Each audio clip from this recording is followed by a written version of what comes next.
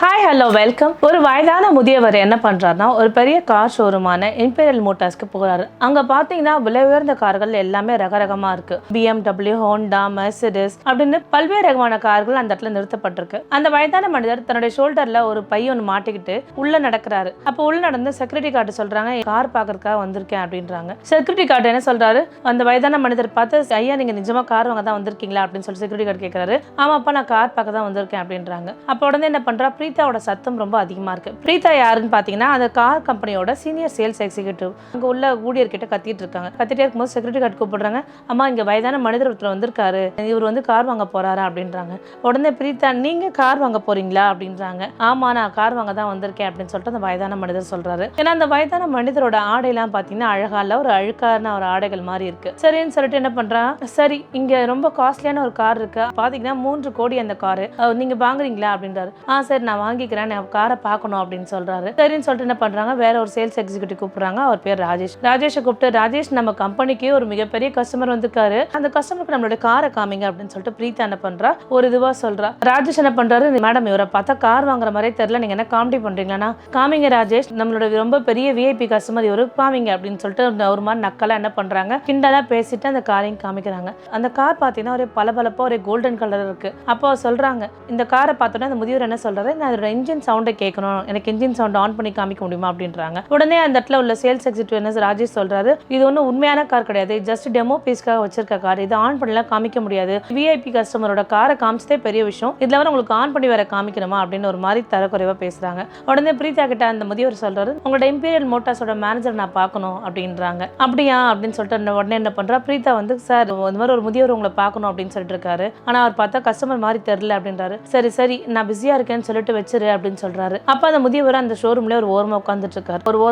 இருக்காரு, மேனேஜர் வருவார்னு. அப்ப அந்த இடத்துல என்ன பண்றாங்க, சேல்ஸ் ரெப்ரசன்டேட்டிவ் நானின்னு ஒருத்தர் வராரு. அந்த வயதானவர் கிட்ட நானி என்ன பண்றாரு, ஐயா டீ காஃபி தான் சாப்பிடுறீங்களான்னு சொல்லிட்டு ரொம்ப அன்பா மனிதநேயத்தோட கேட்டுட்டு இருக்காரு. அப்ப அந்த வயதான முதியவர் சொல்றாரு, இல்லப்பா நான் உங்களோட மேனேஜர் பார்க்க தான் வந்தேன், நான் அவரை பார்த்துட்டு நான் போயிடுவேன்ப்பா அப்படின்றாங்க. சரிங்க ஐயா இருங்க நான் போய் மேனேஜர் போய் பார்க்க போறேன் அப்படின்றாங்க. மேனேஜர் கிட்ட நானி போறாரு. நானி போயிட்டு, ஐயா ஒரு வயதான முதியவர் வந்திருக்காரு, அவரை பார்த்தா கார் வாங்குற மாதிரி தெரியல, இருந்தும் அவர் ரொம்ப நேரம் உங்களுக்கு காத்துட்டு இருக்காரு, நீங்க போய் அவரை போய் ஒரு தடவை பாருங்களேன் ஐயா அப்படின்னு சொல்லிட்டு அந்த மேனேஜர்கிட்ட சொல்ல போறான். மேனேஜர் வந்து, இங்க பாரு நீ வந்து இப்பதான் வேலைக்கு சேர்ந்திருக்க, உனக்கு தேவையில்லாத விஷயம், ஒழுங்கா போயிட்டு அந்த ஆள் கிட்ட நான் இல்லைன்னு சொல்லு, சும்மா அடிக்கடிக்கு அவன் கூப்பிடுறான் இவன் கூப்பிடுறான், என்ன வந்து டிஸ்டர்ப் பண்ணாது அப்படின்னு சொல்லிட்டு ஒரு மாதிரி ஆஷா பேசிடுறாரு. அப்புறம் உடனே அந்த நானி என்ன பண்றாரு, அந்த வயதான முதியோர் கிட்ட போயிட்டு, ஐயா இந்த மாதிரி மேனேஜர் ரொம்ப பிஸியா இருக்கார் மீட்டிங்ல, அதனால நீங்க போயிட்டு இன்னொரு நாள் வாங்க அப்படின்னு சொல்றாரு. சரின்னு சொல்லிட்டு என்ன பண்றாரு, தன்னோட பையில வந்து ஒரு கவர் கொடுத்துட்டு போறாரு. அந்த கவர் வந்து சீல் ஆகிருக்கு. அப்ப அந்த நானி கிட்ட சொல்லிட்டு போறாரு, இங்க பாருப்பா இந்த உங்க மேனேஜருக்கு இந்த லெட்டரை கொடுத்துரு, கண்டிப்பா கொடுத்துறேன்னு சொல்லிட்டு அந்த வயதான முதியோர் சொல்றாரு. மேனேஜருக்கு இது கொடுக்கும்போது ஷோரூம்ல யாரும் இல்லாத போது இது கூட அப்படின்னு சொல்றாரு. சரிங்க ஐயா அப்படின்னு சொல்லிட்டு இருக்காங்க. நானி நீங்க நல்லபடியா போயிட்டு வாங்க ஐயா அப்படின்னு சொல்லிட்டு அனுப்பிச்சு விடுறாரு. ஏன்னா நானி இந்த கவர் வாங்கிட்டா, நானி மனசுக்குள்ள ஒரு புயல் அடிச்ச மாதிரி இருக்கு,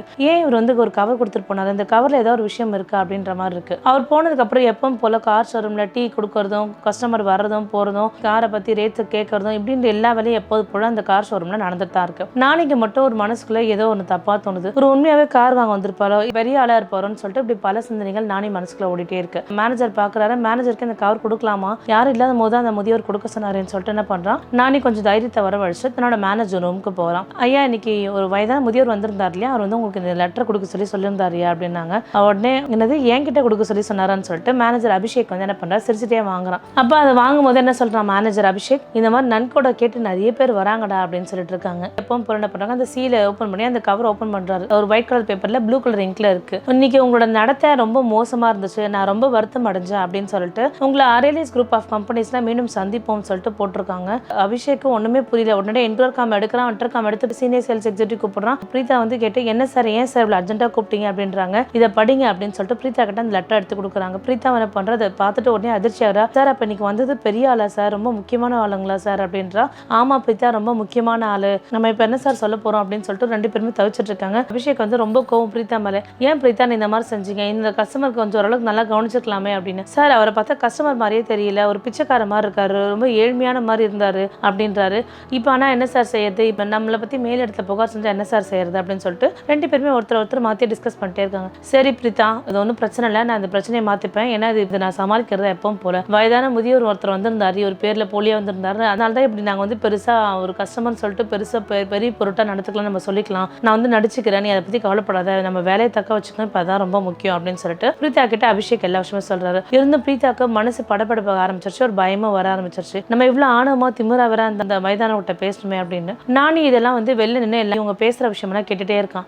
நானி மனசுக்குள்ள ஒரு கோவம் வருது. நீ உண்மையாவே ஒரு வயதான அவரை மதிக்கல, அதை பத்தி நினைச்சு உண்மையா அவர் வருத்தப்படல, ஆனா பொய்யா ஒரு நாடகம் போட்டு இந்த வேலையை தக்க வச்சுக்க மட்டும் நினைக்கிறாருன்னு சொல்லிட்டு நானி மனசுல ஒரு வெறுப்பு உண்டாயிடுச்சு அபிஷேக் மேல. அப்ப நானி நினைக்கிறாரு, கண்டிப்பா இந்த உண்மையா அந்த வயதான முதியோர் பேர் ஷெகாவத், இந்த ஷெகாவத்துக்கு நமக்கு தெரிய வைக்கணும் அப்படின்றத என்ன பண்றாரு. நானி அன்னைக்கு இரவு தன்னுடைய வீட்டுக்கு போகாம அந்த கம்பெனிக்குள்ளே ஒரு சின்ன அறை இருக்கு, அந்த அறைக்குள்ள இருந்துட்டு மெயில் அனுப்புறாரு. இந்த மாதிரி வந்து சார் இந்த மாதிரி அவங்க நடிக்கிறாங்க, உண்மையா யாருமே இல்ல, நாளைக்கு நீங்க வந்தீங்கன்னா இதுதான் ஒரு பெரிய பதிலா சொல்லுவாங்க அப்படின்னு சொல்லிட்டு என்ன பண்றான். நானி அந்த மெயில் எடுத்து அனுப்பி என்ன பண்றான், அரேலஸ் குரூப் ஆஃப் கம்பெனிஸ்க்கு மெயில் அட்டாச் பண்ணி எல்லாத்தையுமே அனுப்பிச்சு வச்சிடறான். அடுத்த நாள் காலைல 11 மணிக்கு அந்த முதியவர் ஷெகாவத் வராரு. ஷெகாவத் பார்த்தீங்கன்னா முதல் டைம் தனியா வந்தாரு, ஒரு நடந்து வந்தாரு. ஆனா அந்த டைம் மிக பிரம்மாண்டமான ஒரு கார்லயும் 4 செக்யூரிட்டி கார்டோட வராரு. அதை பார்த்த உடனே கம்பெனியில செக்யூரிட்டி கார்டு பிரீதா எல்லாருமே ஒரு மாதிரி எப்படி நடுங்குறாங்க. ஏன்னா அவ்வளோ ஒரு கம்பீர தோரணம் இருக்கு. அவர் நடக்கிற சத்தம் பார்த்தீங்கன்னா அந்த ஷோரூம் முழுதுமே கேட்கு. அவ்வளோ ஒரு அமைதியா இருக்கு அந்த இம்பீரியல் மோட்டார்ஸ்ல. அந்த இம்பீரியல் மோட்டார்ஸ் ஸ்டாஃப் எல்லாருமே அவரை பார்த்து ரொம்ப அதிர்ச்சியா இருக்காங்க, என்ன ஆக போகுது அப்படின்னு சொல்லிட்டு. ஒரு கஸ்டமரா வரும்போது ஷெகாவத்தோட குரல்ல ரொம்ப மென்மையும் பொறுமையும் இருந்தது. ஆனா இந்த டைம் பார்த்தீங்கன்னா அந்த மென்மையும் பொறுமையும் இல்ல, அவரோட குரல்ல ஒரு கம்பீரம் மட்டுமே இருந்துட்டு இருக்கு. அபிஷேக் என்ன பண்றாரு, ஷெகாவத்தை பார்த்தோன்னே அவர் அறையில இருந்து என்ன பண்றாரு, மெதுவா கதவு திறந்து வராரு. போதும் போல அவர் சொன்ன மாதிரி நாடகம் நடிச்சிட்டு இருக்காரு. ஐயா என்ன மன்னிச்சிருங்கய்யா, நாங்க தவறான புரிதலால அப்படி பண்ணிட்டோம், எங்களை மன்னிச்சிருங்க, தயவு ஊழியர்லாம் தப்பு செஞ்சுட்டாங்கன்னு சொல்லிட்டு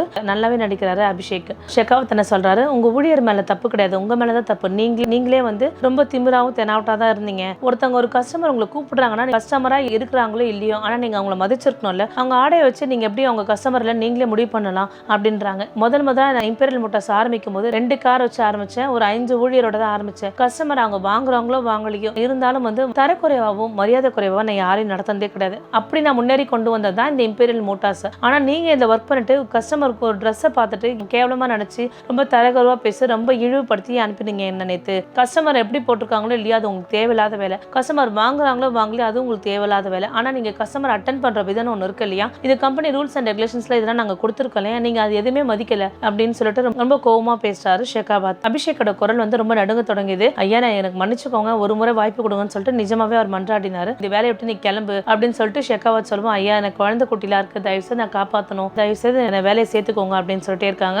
முதியோர்கிட்ட சொல்லிட்டே இருக்கும்போது முதியோரோட செக்யூரிட்டி கார்டு என்ன பண்றாங்க, சார் நான் சிசிடிவி ஃபுட்டேஜ் எல்லாமே எடுத்துட்டேன் சார் அப்படின்றாங்க. அப்பதான் பாத்தீங்கன்னா அபிஷேக் பேசுனது பிரீத்திகா பேசுனது எல்லாமே வந்து அந்த சிசிடிவி ஃபுட்டேஜ்ல எல்லாமே இருக்கு. அப்ப அதை கேட்டுட்டு இதை பார்த்தோன்னே ஷெகாவத் சொல்றாரு, உங்களுக்கு வெக்கமா இல்ல, நீ செஞ்சது தப்புன்னு கூட நீ அதை உணராம என்கிட்ட எப்படி பொய்யா நடிக்கணும்னு சொல்லிட்டு நீ சொல்லி வச்சிருக்க, எப்படி ஒரு பொய்யா நடிக்கலாம்னு சொல்லிட்டு இருக்கேன், நீலாம் இந்த வேலைக்கே லாய்க்க கூடாது, நீயே ரிசைன் பண்ணிட்டு போயிடு அப்படின்னு சொல்றாரு. உடனே என்ன பண்றான் அபிஷேக் வந்து உண்மையாவே ரொம்ப வருத்தப்பட்டு இருக்கிறான். ஐயா நான் மன்னிச்சிருங்க, நான் குழந்தை குட்டிக்காரன், எனக்கு இந்த வேலை எல்லாம் ரொம்ப கஷ்டமாடும், தயவுசெய்து எனக்கு வேலை கொடுங்க அப்படின்றாங்க. சரி நான் உனக்கு வேலை கொடுக்குறேன், ஜூனியர் சேல்ஸ் எக்ஸிக்யூட்டிவ் அப்பதான் உனக்கு வந்து கஸ்டமர் எப்படி ஹேண்டில் பண்ணணும், கஸ்டமருக்கு எப்படி மரியாதை தரணும்னு உனக்கு ஒரு விஷயம் தெரியும் அப்படின்றாரு. உடனே அபிஷேக் மெகரா ஒரே அதிர்ச்சி ஆகுறாங்க. அந்த இடத்துல உடனே நானி கூப்பிடுறாரு. நானி நீ வந்து நாளையில இருந்து நீ தான் அந்த கம்பெனியோட மேனேஜர். உடனே நானிக்கு ஒரே அதிர்ச்சியா இருக்கு, என்னங்க சொல்றீங்க அப்படின்றாங்க. அந்த முதியவர் வந்து அடுத்து அபிஷேக் மெகராட்ட பேசி முடிச்சோன்னே என்ன பண்றாரு, உடனே பிரீத்திகாட்ட சொல்றாரு, பிரீத்திகா இது உனக்கு ஒரு கடைசி வாய்ப்பு, சேல்ஸ் எக்ஸிக்யூட்டிவா இருந்தா அவங்கள மதிக்கணும், அவங்க என்ன கேட்கறாங்கன்ற கேள்விக்கு பதில் சொல்லணும். ஆனா நீங்க வந்து கேட்ட கேள்வி கூட பதில் சொல்ல விருப்பமே இல்லாம ஒரு பேச கூட விருப்பமே இல்லாம இருந்தீங்க, இது உங்களோட கடைசி வாய்ப்பு, ஒழுங்கா இதை காப்பாத்திக்கோங்க அப்படின்னாங்க. அடுத்த உடனே ராஜேஷ் கிட்ட போனாரு. ராஜேஷ் என்ன ராஜேஷ் வாங்கினா மட்டும்தான் மதிப்பு தருவீங்களா, ஆடைகளை வச்சு ரொம்ப கேவலமா பார்த்துட்டு இருக்கீங்க. ராஜேஷ் அமைதியா இருந்தாரு, எந்த வார்த்தையும் பேசிக்கல. உங்க எல்லாருக்கும் கடைசியா ஒரு வாய்ப்பு தரேன், இந்த வாய்ப்பை உருவாக்கி ஒழுங்கா உங்க வேலையை தக்க வச்சுக்கோங்க அப்படின்றாரு. எனக்கு இந்த உண்மையெல்லாம் தெரியப்படுத்துறது நானி தான், நான் நானிக்கு தான் பெரிய நன்றி சொல்லணும். ஏன்னா கம்பெனியில் என்ன நடக்குது ஏது நடக்குது எனக்கு எதுவுமே தெரியாது, ஆனா நானி சொன்னதுக்கு அப்புறம் தான் உங்களோட லட்சணங்கள் எனக்கு ரொம்ப தெளிவாகவே தெரிய ஆரம்பிச்சது அப்படின்னு சொல்லிட்டு அந்த பெரியவர் சொல்றாரு. உடனே பிரீத்திக்கு அங்க உட்காந்து அழுதுட்டு இருக்கா. ஐயா நான் செஞ்சு தப்பு தான், நான் மன்னிச்சுக்கோங்க, ஏன் இனிமே இந்த தவறு நான் செய்ய மாட்டேன்னு சொல்லிட்டு அவர்கிட்ட மன்னிப்பு கேட்கிறா. அவரோட வேலையும் தக்க வச்சுக்கிறா. நானே கூப்பிடுறாரு. இனிமே வந்து இந்த இம்பீரியல் மோட்டார்ஸ்க்கான புது மேனேஜர் யார் பார்த்தீங்கன்னா நானி தான். இந்த ஷோரூம்ல நானி தான் ரொம்ப தன்னடக்கமாகவும் வந்து என்ன வேணும் என்ன கார் வேணும்னு சொல்லிட்டு ஒரு பொறுமையாகவும் அழகா உட்காந்து கேட்டுட்டு இருந்தாரு. ஒரு ஆடைகளை வச்சு நீங்க கஸ்டமரை ரொம்ப இழிவுபடுத்துறது என்னால மன்னிக்கவே முடியாத ஒரு செயல். அதுவும் இம்பீரியல் மோட்டார்ஸ் நான் உருவாக்கிய சாம்ராஜ்யம், ஏன் சாம்ராஜ்யத்துல இப்படி ஒரு கேவலமான கஸ்டமர் கேர் எக்ஸிக்யூட்டிவ் இருக்கீங்கன்னு ரொம்ப நான் வருத்தப்படுறேன்னு சொல்றாரு. உடனே அங்க உள்ள ஊழியர்கள் எல்லாருமே என்ன சொல்றாங்க, ஐயா இனிமே இந்த மாதிரி நடக்காதுன்னு சொல்லிட்டு அவர்கிட்ட மன்னிப்பு கேட்கறாங்க. நானே இந்த கம்பெனிக்கு புது மேனேஜரா போடுறாங்க. அபிஷேக் மெகரா ஜூனியர் சேல்ஸ் எக்ஸிக்யூட்டிவ் வேலையா இருந்துட்டு இருக்காரு.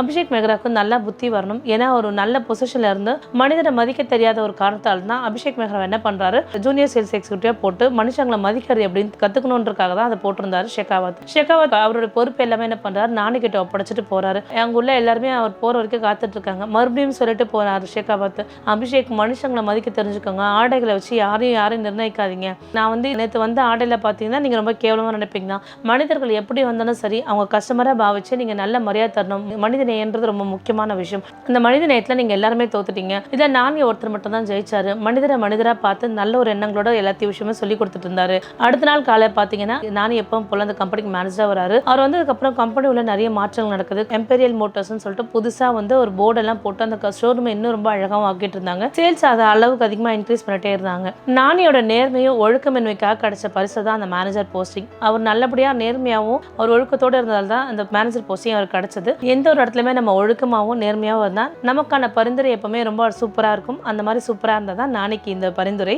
மீண்டும் வேற ஒரு நல்ல கதையில் சந்திப்போம். நன்றி, வணக்கம்.